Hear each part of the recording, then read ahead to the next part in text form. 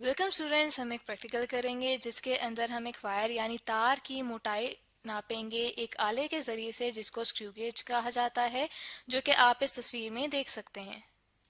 इस प्रैक्टिकल को हम इन स्टेप्स में करेंगे कि सबसे पहले हम देखेंगे कि हमें क्या क्या चीज़ें चाहिए प्रैक्टिकल करने के लिए, यानी क्या एपरेटस चाहिए। उसके बाद हम देखेंगे कि हम इस प्रैक्टिकल को किस तरीके से करेंगे, और इसी दौरान हम कुछ मेजरमेंट्स लेंगे जिनकी मदद से हम कैलकुलेशन जब करेंगे तो रिजल्ट में हम देखेंगे कि हमारे पास तार की मोटाई क्या आई है, जो कि हमने स्क्रू गेज से नापी है। तो सबसे पहले हम देखते हैं कि हमें क्या क्या एपरेटस चाहिए होगा प्रैक्टिकल करने के लिए। हमें एक तार चाहिए होगी जिसकी हमने मोटाई नापनी है, और साथ ही हमें स्क्रू गेज चाहिए होगा, जो कि हम इस डायग्राम में देख सकते हैं। स्क्रू गेज को पकड़ने के लिए एक हैंडल बना होता है जिसे यू शेप फ्रेम कहा जाता है, जिसके दो हिस्से होते हैं। एक हिस्सा स्टड कहलाता है और दूसरा कहलाता है सिलेंड्रिकल नट। सिलेंड्रिकल नट के अंदर एक हिस्सा होता है जिसे स्क्रू कहते हैं, और इसके ऊपर धागा लिपटा होता है, जो कि आप यहाँ पे देख सकते हैं। ये स्क्रू आगे पीछे हो सकता है, और इसे आगे पीछे करने के लिए थिम्बल को घुमाया जाता है। थिम्बल के साथ आप यहाँ पे देख सकते हैं कि हमारे पास कुछ नंबर लिखे हुए हैं। ये असल में हमारे पास एक स्केल है जिसे मेन स्केल कहा जाता है, और इसके ऊपर जो हमारे पास नंबर हैं ये मिलीमीटर में होते हैं। इसके साथ ही हम देख सकते हैं कि जो थिम्बल है इसके ऊपर भी यहाँ पे हमारे पास कुछ नंबर लिखे हुए हैं।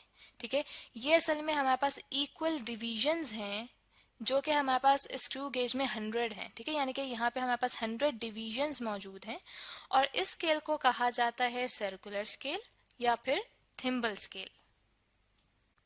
और इसके साथ ही स्क्रू गेज का एक हिस्सा होता है जो कि कहलाता है रिजिड। रिजिड को जब हम घुमाते हैं तो इसकी मदद से स्क्रू आगे पीछे होता है, और फिर ये जो हमारे पास दरम्यान में यहाँ पे जगह मौजूद है, ठीक है, स्क्रू और स्टड के दरम्यान में यहाँ पे हम तार रखते हैं जिसकी हमने मोटाई नापनी हो। यहाँ तक तो हमने एपरेटस को डिस्कस कर लिया है कि हमें क्या क्या चीज़ें ज़रूरत होंगी। इसके बाद अब हम प्रैक्टिकल को करना स्टार्ट करते हैं।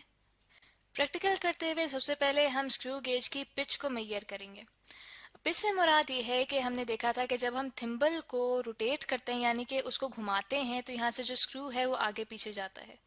तो हम ये देख सकते हैं कि जब हम थिम्बल को घुमाएंगे उसकी मदद से अगर स्क्रू इस तरह से घूमे कि वो एक रोटेशन कंप्लीट करे, यानी कि उसका जो सिरा है वो एक रोटेशन कंप्लीट करे, तो इस दौरान में स्क्रू के सिरे ने जितना डिस्टेंस यानी जितना सफ़र तय किया है उसको हम पिच कहते हैं।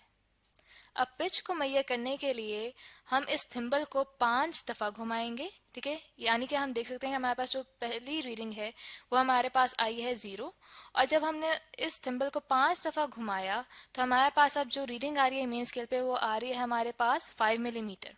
और कितनी दफ़ा हमने थिम्बल को घुमाया? हमने 5 दफ़ा उसे रिवॉल्व करवाया, यानी कि नंबर ऑफ रेवोल्यूशंस हमारे पास आ गया 5। तो पिच का फॉर्मूला होता है distance moved by thimble on main scale divided by number of revolutions, यानी कि हमारे पास पिच इक्वल आएगा 5 मिलीमीटर डिवाइडेड बाय 5। तो हमारे पास दैट मीन्स कि जो पिच है वो हमारे पास आ जाएगी 1 मिलीमीटर। इसके बाद अब हम स्क्रू गेज का लीस्ट काउंट फाइंड आउट करेंगे। लीस्ट काउंट असल में एक ऐसी वैल्यू होती है जो कि हमें बताता है कि स्क्रू गेज किसी तार की कितनी बारीकी से मोटाई नाप सकता है। तो लीस्ट काउंट फाइंड आउट करने के लिए जो फॉर्मूला हम यूज करते हैं वो हमारे पास होता है least count equals to pitch divided by number of divisions on the circular scale. Pitch तो हम फाइंड आउट कर चुके हैं। अब हम देखते हैं कि जो हमारे पास सर्कुलर स्केल है उसके ऊपर डिविजन्स का मैंने आपको बताया था कि वो हमारे पास हैं 100। ठीक है, दैट मीन्स कि हम यहाँ पे लिख लेंगे कि लीस्ट काउंट इक्वल है 1 डिवाइडेड बाय 100 मिलीमीटर, जो कि हमें देगा least count equals to 0.01 millimetre. अब हम स्क्रू गेज के अंदर जीरो एरर को फाइंड आउट करेंगे। जीरो एरर मैकेनिकल एरर की एक फॉर्म है जहाँ पे हम ये देख सकते हैं कि अगर थिम्बल स्केल का जीरो मेन स्केल के जीरो के साथ मैच ना कर रहा हो तो ऐसे एरर को जीरो एरर कहा जाता है। जैसा कि आप इस तस्वीर में देख सकते हैं कि जो हमारे पास सर्कुलर स्केल का जीरो है यानी थिम्बल स्केल का जीरो है वो मेन स्केल के जीरो के साथ मैच नहीं कर रहा, मिल नहीं रहा, इसीलिए हमारे पास इस स्क्रू गेज में जीरो एरर मौजूद है। जीरो एरर के लिए हम यहाँ पे 3 केसेस डिस्कस करते हैं कि सबसे पहला केस हमारे पास ऐसा है जिसके अंदर जो हमारे पास थिम्बल स्केल है उसका जीरो मैच कर रहा है मेन स्केल के जीरो के साथ। दैट मीन्स कि यहाँ पे जो हमारे पास जीरो एरर है वो निल है, यानी यहाँ पे हमारे पास कोई जीरो एरर नहीं है। इसके बाद हम दूसरा केस देखते हैं जिसके अंदर जो थिम्बल स्केल का जीरो है वो मेन स्केल के जीरो के साथ मैच नहीं कर रहा, यानी कि उससे पीछे है। तो ये हमारे पास पॉजिटिव जीरो एरर है, और इसको फाइंड आउट करने के लिए हम देखते हैं कि यहाँ पे कौन सी वैल्यू सर्कुलर स्केल की मैच कर रही है मेन स्केल के जीरो के साथ। वो कर रही है 2। ठीक है, यानी कि जो सेकंड डिवीजन है थिम्बल स्केल की वो हम यहाँ पे नोट कर लेंगे। ठीक है, और फिर उसे हम मल्टीप्लाई करेंगे लीस्ट काउंट से। तो ये रिजल्ट हमें दे देगा जीरो एरर, जो कि हमारे पास पॉजिटिव जीरो एरर आया है, पॉजिटिव 0.02 मिलीमीटर। इसके बाद हम थर्ड केस देखते हैं कि थर्ड केस में यहाँ पे हम देख सकते हैं कि जो हमारे पास सर्कुलर स्केल का जीरो है वो मेन स्केल के जीरो से आगे जा रहा है। दैट मीन्स कि हमारे पास जीरो एरर नेगेटिव है।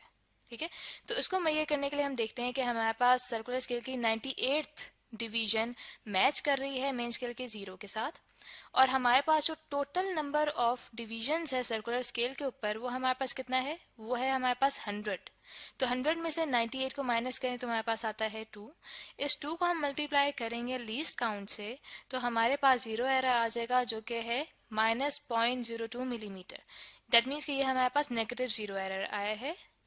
अब इसके बाद जो जो हमने वैल्यूज़ कैलकुलेट की थी वो हम अपने पास यहाँ पे लिखते जाएंगे कि जो लीस्ट काउंट है वो हमारे पास यहाँ पे स्क्रू गेज का आ रहा है 0.01 मिलीमीटर। अब हमने अपने स्क्रू गेज का ज़ीरो एरर भी यहाँ पे फाइंड आउट किया, तो वो हमारे पास पॉजिटिव ज़ीरो एरर आ रहा है, जो कि यहाँ पे हमारे पास आ रहा है 0.05 मिलीमीटर। ठीक है, 0.05 मिलीमीटर हमारे पास ज़ीरो एरर आया है। इसके साथ हम ऑब्जर्वेशन टेबल में देखते हैं कि अब हम तार लेंगे और उसे स्टड और स्क्रू के दरमियान में रखेंगे, और इसकी मदद से अब हम देखेंगे कि जो हमारे पास मेन स्केल है, मेन स्केल के ऊपर क्या रीडिंग आ रही है। तो यहाँ पे हम देख सकते हैं कि मेन स्केल पे हमारे पास 3 रीडिंग आ रही है, और 55 डिवीजन सर्कुलर स्केल की मैच कर रही है मेन स्केल के साथ। ठीक है, तो 55 को हम मल्टीप्लाई करेंगे लीस्ट काउंट से, और फिर रिजल्ट को हम ऐड करेंगे 3 से, तो हमारे पास जो ऑब्जर्व डायमीटर आ रहा है वो आ रहा है 3.55 मिलीमीटर। इसी प्रोसेस को फिर हम रिपीट करेंगे तार को ऊपर या नीचे करके, यानी कि तार को मुख्तलिफ जगह से अब हम रखेंगे स्टड और स्क्रू के दरमियान में।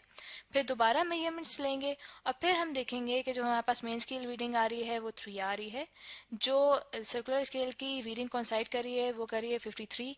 53 को मल्टीप्लाई किया लीस्ट काउंट से, फिर ऐड किया 3 में, तो हमारे पास अब ऑब्जर्व डायमीटर है मिलीमीटर में 3.53 मिलीमीटर।